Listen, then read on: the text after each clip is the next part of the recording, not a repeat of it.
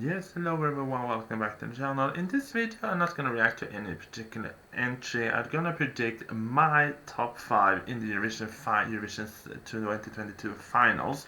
Because next Saturday we have the rehearsals going on and the waiting of the journey of the Eurovision's beginning is finally over, and in this video, I'm gonna predict my top 5 who I want to be in the finals. Maybe this is maybe not be my top.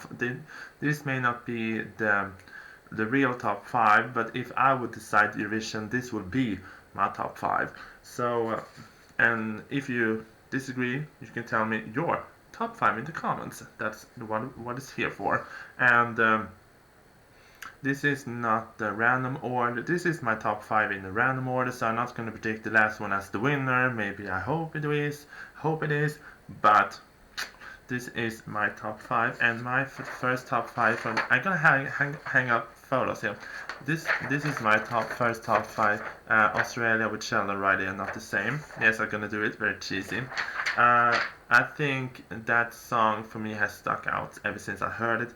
That man's voice is such a phenomenal voice because I've heard it the first time on, I think it was America's Got Talent, and ever since I love that man's voice, and his song is a standout entry, and I think it's bringing artistic views to the whole performance, and I love that song. That is one of my most played songs of this year so far, easy, because I sing that song when I listen to it. Not high, because I cannot sing like him, but I love that song, and I think the jury's gonna love that song, and it maybe not be a televote winner because maybe not, but I think it would get so much high points, so at least top 10.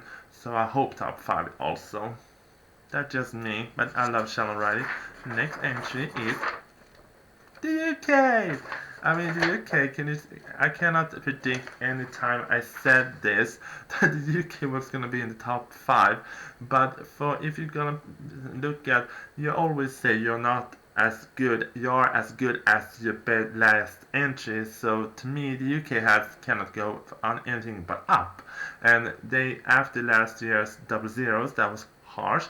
I think they came back with such a banging song, such a banging artist, such a banging voice. They have improved miles and beyond with this entry, and Sam Ryder with Spaceman is giving me, Freddie Mercury meets Elton John vibe, and I love I love the UK entry, and like I said, if the UK wins, I think everyone is gonna react to this entry and be like, I think everyone who has not seen the Eurovision as we do, we are the Eurovision reactors and the fans, I think everyone else is going to be so surprised by the UK entry, and I think everyone's going to be like, vote, vote, vote.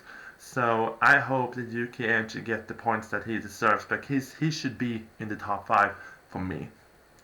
Third entry, Estonia with Stefan and Hope. I mean, I know because I've been invited to do a fan-made Eurovision entry, fan-made Eurovision finals as the judge from Sweden, and I can say Estonia got my 12 points. Yes, Estonia got my 12 points because I think this is a song I like. This is very commercially Swedish production music, love, love, love, meets country music, which meets Avicii, and that man's voice is pure gold. I mean, I have to say, Stefan's voice for this song, mwah, I have to say, it's pure joy. So, I mean, it's very easy radio-friendly listening song, and you want to have an entry that can produce worldwide and then become a hit, because so many entries from Eurovision who has won as easily be forgotten. I think we can predict, say, many songs that be like, we never heard them on radio, so what's the point of them winning? But I want the Stefan song from Hope from Estonia, to me, is a song that can actually go further and beyond. I hope he wins, and they need to just fix the staging, and then he's fine. I like that. Next entry, you're gonna be surprised, but I have to say this. Spain and Chanel and Shlomo, because everyone out there thinks I hate Chanel and Spain and Shlomo song. I don't. I have to say it one more time. I don't hate that entry. I just don't think she has the strongest course in this race, because Eurovision this year, the top 10, top 15 songs are very strong, and her course to me is the weakest part of that song, because everyone else, she has everything else. She has the dancing, she has the singing, she has the sexiness, she has the J-Lo and the verse, but the course to me is but I think she will be one of the fan favorites to win the televotes. I think Spain is going to get so much points from the televotes, because I think Eurovision fans all over Europe is going to vote as hell as for her. So I think Chanel is going to get so much televotes, so she's going to be in, maybe win the televotes. I mean, I can actually say I think actually Chanel can win the televotes. Um, how the jury's gonna decide on this one, I'm not sure. Maybe top 10 in the jury selection in the finals, because Spain is in the finals, and I think she is one of those artists. She's one of the best singers and performers this year, and yeah, maybe not my favorite song, but I have to say she's amazing. She's amazing. She is like Stefan. I want the fact that after this competition is over, I want someone to pick up Chanel and make her the big superstar that she should be worldwide. She's a superstar. So yeah, Spain is gonna be in my top 5, even though you think I hate her. I don't. I don't. Absolutely not. And the last entry, of course, is Sweden. Sweden, mwah. I have to say, no surprise, because I'm gonna say Sweden. Um, I'm gonna put her there because I said after her first heat in the Melodifestivalen, she was in the first heat back in February. I said we can cancel Eurovision, we can cancel the rest of Melodifestivalen and send her to Eurovision, and we did. We sent her, and I think this is one of the more authentic, raw entries we have sent from Sweden in the last 10 years. I think, and the fact that I think she's the first woman to represent Sweden since Sara Nielsen back in 2014, and she has, I think, the fact that when she was performing in the Eurovision concert tours and back in UK, and people was shouting to her, she's the winner, she should win, she should win. I was like, thank you, and I mean, I don't know. To me, Cornelia Jacobs has, to me, the overall nice package of someone who can win Eurovision.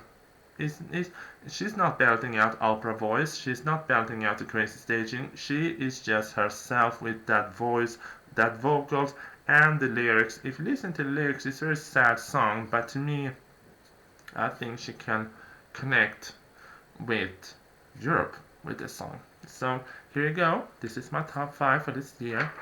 Sweden, Australia, the UK. Who's next?